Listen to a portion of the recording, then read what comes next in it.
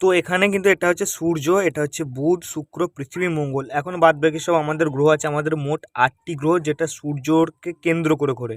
যেমন এখানে এটা দেখতে পাচ্ছি, এটা সূর্য, এবার এটাকে কেন্দ্র করে ঘুরছে কিন্তু বুধ, এটাকে কেন্দ্র করে ঘুরছে শুক্র, পৃথিবী, মঙ্গল, আর পৃথিবীকে কেন্দ্র করে ঘুরছে চাঁদ, যেটা আমাদের উপগ্রহ। তো এরপর আমরা আসবো অ্যাস্টেরয়েড কাকে বলে, অ্যাস্টেরয়েড বা উল্কাপিণ্ড বা উল্কা কাকে বলে। ধরো এখানে মঙ্গল আছে, এখানে অনেক কিছু গ্রহ আছে, যেমন মঙ্গল, বৃহস্পতি, ইউরেনাস, নেপচুন, শনি, অনেক কিছু আছে। তো আমাদের পৃথিবীতে এই কক্ষপথের মধ্যেও কিন্তু অনেক রকম গ্রহাণু, অ্যাকচুয়ালি গ্রহাণু হচ্ছে গ্রহের অণু। এরকম গ্রহের অণু কিন্তু অনেক অনেক অনেক মানে এর মধ্যে কিন্তু ধেয়ে আসছে, যেটাকে বৃহস্পতি একমাত্র সব থেকে বেশি গ্রহাণু টেনে নেয়, যার মধ্যাকর্ষণ বলের জন্য টেনে নেয়, সেটা হচ্ছে বৃহস্পতি ধরো জাস্ট সাপোজ এটা একটা বৃহস্পতি গ্রহ। তো এই গ্রহর যে আশেপাশে যেই গ্যাসগুলো থাকে, যেই মধ্যাকর্ষণ বলগুলো থাকে, সেগুলোকে কিন্তু সমস্ত কিছুকে কেন্দ্র করে, মানে বৃহস্পতি কিন্তু সমস্ত কিছু, তার মধ্যাকর্ষণ বল সমস্ত কিছুকে টেনে নেয় অনেক বিস্তার, মানে অনেক রকমভাবে তার মধ্যাকর্ষণ বল অনেক পাওয়ারফুল। সেই পাওয়ারফুলের জন্য পৃথিবীর দিকে খুব কম অ্যাস্টেরয়েড ধেয়ে আসে।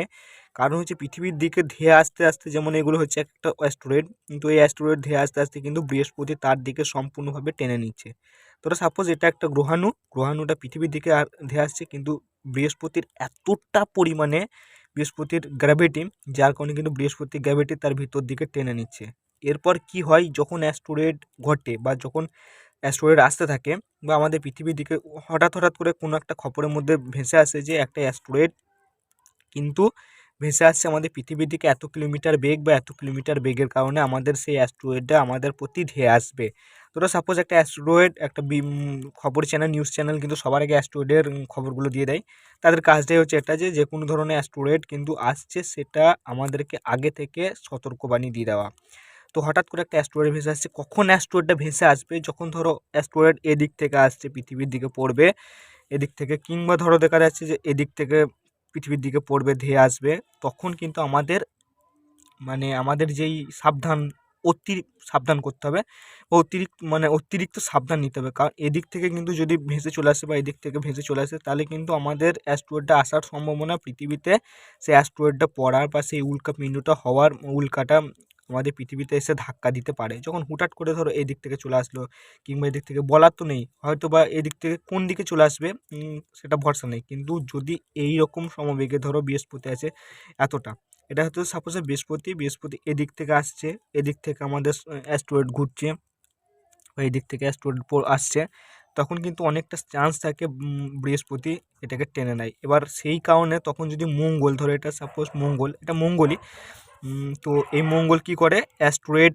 আসছে ধরো এদিকে ধেয়ে আসছে, এবার মঙ্গল সেক্ষেত্রে এদিকে আসতে গেছে পৃথিবী, এখানে যে পৃথিবীর সামনে হয়তো মঙ্গল চলে এলো, মঙ্গলেরও কিন্তু অনেকটা গ্র্যাভিটি যতটা আছে মঙ্গল, বেশিরভাগ অ্যাস্টেরয়েড ঘটে কিন্তু বৃহস্পতিতে। কারণ অ্যাস্টেরয়েড ঘটার কারণ হচ্ছে বৃহস্পতি গ্র্যাভিটি বেশি, তার কারণে বৃহস্পতি সমস্ত দিকটা, মানে সমস্ত রকম অ্যাস্টেরয়েডের গ্রহাণুগুলোকে সমস্ত রকম তার নিজের দিকে টেনে নেয়। ঠিক আছে, এবার মঙ্গল ধরো আস্তে আস্তে মঙ্গল আসছে, এবার পৃথিবীর সামনে মঙ্গল পড়ে গেল, এবার সেক্ষেত্রে কিন্তু মঙ্গল অনেকটা অ্যাস্টেরয়েড কমিয়ে দেয়। এবার কিন্তু এদিক থেকে আসে, এদিক থেকে এগুলো থেকে যখন আসবে, তখন কিন্তু অ্যাস্টেরয়েড হওয়ার সম্ভাবনাটা, বা অ্যাস্টেরয়েড কী হয়, ধরো এদিক থেকে যখন অ্যাস্টেরয়েড আসলো, তখন তো বেশিরভাগ কিন্তু আমাদের পৃথিবীতে বেশিরভাগ অ্যাস্টেরয়েড হয় না, বা বেশিরভাগ উল্কা হয় না।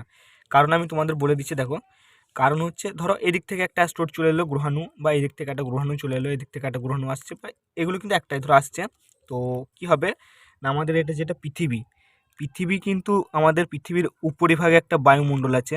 তোমাদের বুঝিয়ে দেওয়ার জন্য আমি তোমাদের ছবিতে ভালোভাবে বুঝিয়ে দিচ্ছি। ধরো এটা একটা পৃথিবী, তো এটা একটা পৃথিবী, আর তার পৃথিবীর উপরিভাগে আছে বায়ুমণ্ডল, আর তার উপরিভাগে আছে কিন্তু গ্রিন হাউস গ্যাস।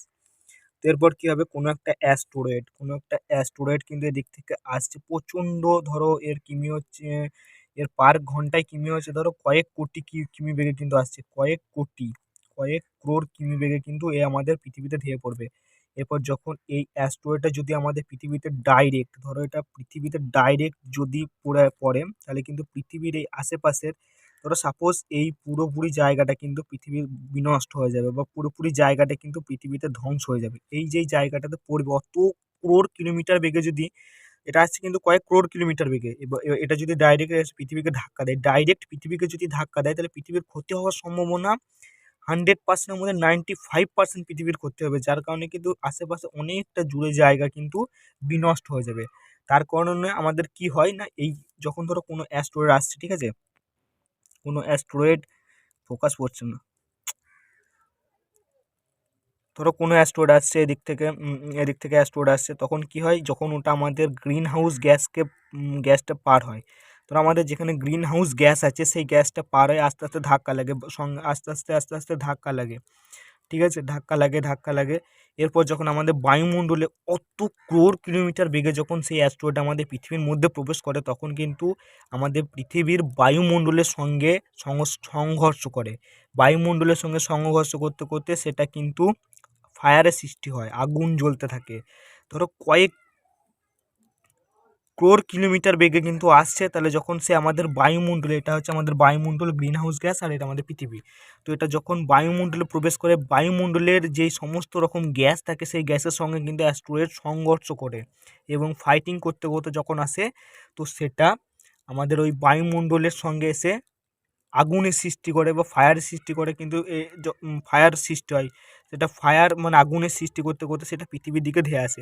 যখন আমরা রাত্রের বেলায় অনেক সময় কিন্তু এর একটা সব থেকে ভালো উদাহরণ হচ্ছে রাত্রেবেলায় যখন আমরা দেখি বা হঠাৎ আকাশের দিকে তাকিয়ে আমরা কি দেখতে পাই, যে না কোথাও দেখতে পাই যে তারাগুলো ভাসছে, বা তারাগুলো কিন্তু জ্বলন্ত সাগরে তারা চলছে, তারার চলন্ত তারা দেখতে পাই।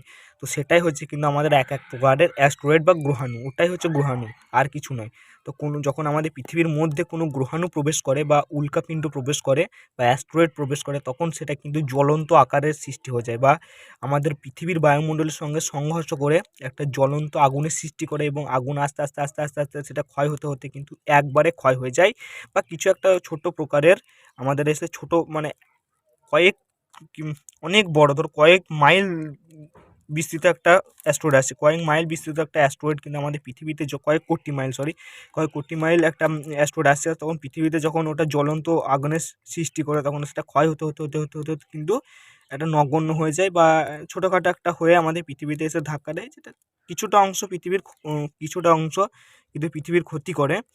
তো সেগুলোকে আমরা কি বলি, তখন আমরা অনেক মানুষ দেখতে যাই, সেটা মিউজিয়াম সৃষ্টি হয়েছে, মানে সরি মিউজিয়াম ফিউজিয়ামে সেইগুলোকে রাখা যায়, এবং সেগুলো কিন্তু অনেক অনেক মিউজিয়ামে কিন্তু রাখা থাকে, যেখানে লেখা থাকে কিন্তু উল্কাপিণ্ড বা গ্রহাণু, এরকমভাবে সেটা বিজ্ঞানীরা পরীক্ষা করতে লাগে। এটাই হচ্ছে কিন্তু অ্যাস্টেরয়েড। তো অ্যাস্টেরয়েড হচ্ছে কি না, অ্যাস্টেরয়েড হচ্ছে আমাদের সবসময় অ্যাস্টেরয়েড, অনেক সময় কিন্তু আমরা সংকেত পাই যে অ্যাস্টেরয়েড একটা হবে বা উল্কাপিণ্ড ঘটতে চলেছে, কিন্তু সবসময় হয় না কেন?